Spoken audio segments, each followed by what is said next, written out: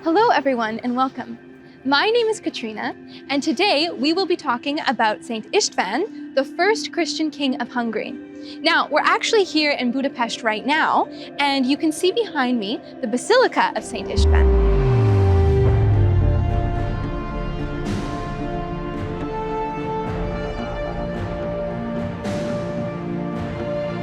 When most people think about religion in Hungary, it is likely the Roman Catholic Church that comes to mind.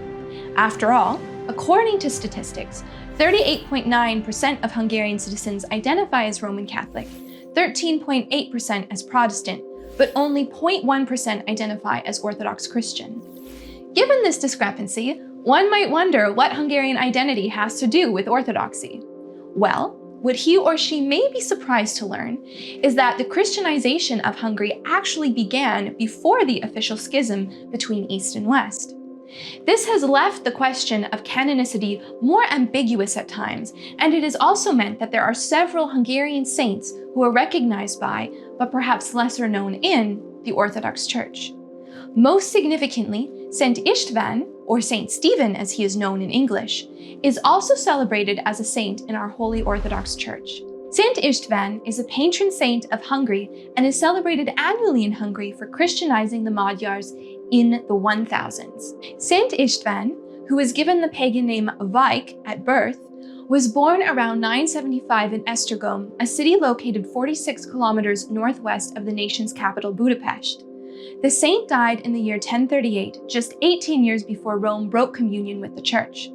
It is said that while both Saint István's parents were baptized, his father continued pagan practices throughout his life, and Saint István was the first in his family to become a devout Christian, renouncing paganism vehemently. Saint István's reign as king began around the year 1000 after he defeated Kopány, his relative and a devout pagan, who was fighting him for the royal throne. In his first book of laws, Saint István declared that, quote, he ruled the land by the will of God, end quote, and he memorably offered his crown to the Theotokos, asking her for protection over the Magyars and building many temples in her honor.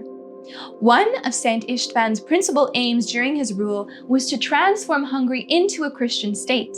While the Christian conversion of the Magyars began with his father, it wasn't until Saint István that people were forced, sometimes brutally, to reject pagan rituals.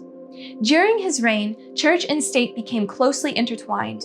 For example, in his first book of laws, Saint István outlines laws designed to protect widows and orphans, and he imposes the observance of Friday fasting, the celebration of feast days, and the administration of the sacrament of confession before death. The passage from the section of the aforementioned book pertaining to death without confession reads as follows.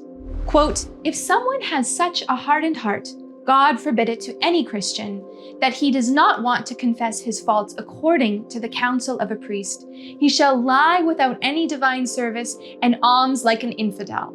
If his relatives and neighbors fail to summon the priest, and therefore he should die unconfessed, prayers and alms should be offered, but his relatives shall wash away their negligence by fasting in accordance with the judgment of the priests.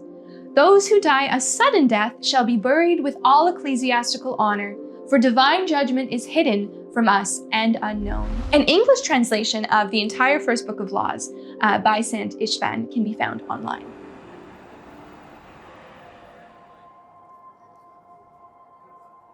Along with Christianizing Hungarian laws, Saint István also collected relics of Saint George and Saint Nicholas during his campaign in the Balkans, and he established charities in Rome, Jerusalem, and Constantinople. Moreover, he established a pilgrimage route that connected Western Europe to the Holy Land via Hungary, and ensured the safety of pilgrims traveling along this route.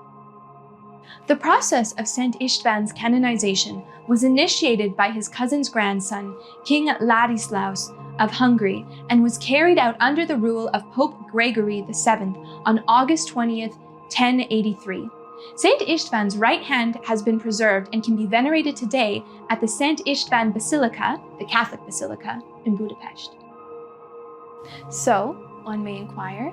How did Saint István become a saint in the Orthodox Church, given his complicated place in Christian history, and seeing that he is one who lived and died before the official schism between Eastern and Western Christianity, but was officially canonized by Rome post-schism?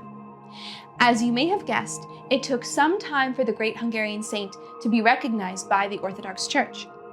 In fact, it wasn't until the start of the millennium, on August 20th, 2000, that Patriarch Bartholomew I of Constantinople formally declared Saint István a saint in the Orthodox Church. Notably, he was canonized along with Bishop Hierotheus, who was the first missionary bishop assigned to Hungary and was a contemporary of Saint István and also baptized the saint's mother. In addition, in the year 2007, Saint István was added to the list of saints in the Russian Orthodox Church by the Holy Synod. Today, many Hungarian Orthodox churches celebrate Saint István on August 20th.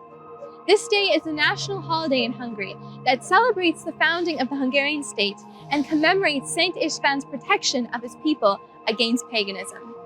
So, if you happen to be visiting Budapest during this time, both the Hungarian Orthodox parish of the Dormition and the Russian Holy Trinity Cathedral celebrate a names day liturgy for the great saint on this day. As well as being Hungary's patron saint, Saint István is also known for his intercessions for bricklayers, stonemasons, and children. So, let us all say, Saint István, pray to God for us.